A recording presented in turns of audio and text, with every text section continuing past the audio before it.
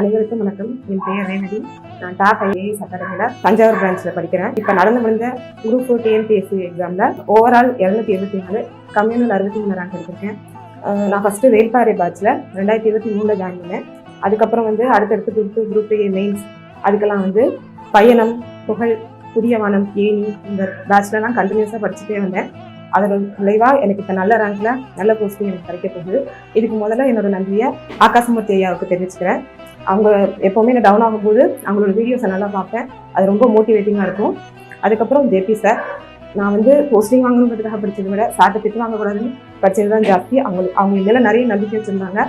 So அது எந்த விதத்துலையும் நம்ம இழந்துடக்கூடாது அப்படிங்கிறதுக்காக கன்சிஸ்டண்ட்டாக படிச்சுட்டே இருந்தேன். அதே மாதிரி எங்களுக்கு பாடம் எடுத்த ஆசிரியர் Suresh sir, Silambarasan sir, Suganthi ma'am, Karthi sir, Raghu sir, Daniel sir எல்லாருக்கும் என்னுடைய நன்றியை தெரிவிச்சுக்கிறேன். அந்த நான் டீச்சிங் ஸ்டாஃப்க்கும் என்னோட நன்றியை தெரிவிச்சுக்கிறேன். நான் ஃபைனலாக என்னோட ஃபேமிலிக்கு ரொம்ப நன்றியை தெரிவிச்சுக்கிறேன்.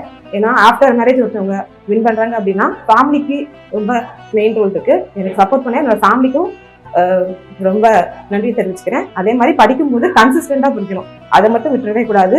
ஒரு 1 வீக் வேணால் பிரேக் எடுத்துருங்க, அதுக்கப்புறம் திரும்ப நம்ம மீண்டு படிக்கணும். அது தொடர்ந்து முயற்சி செஞ்சால் கண்டிப்பாக நம்மளாலே வின் பண்ண முடியும்.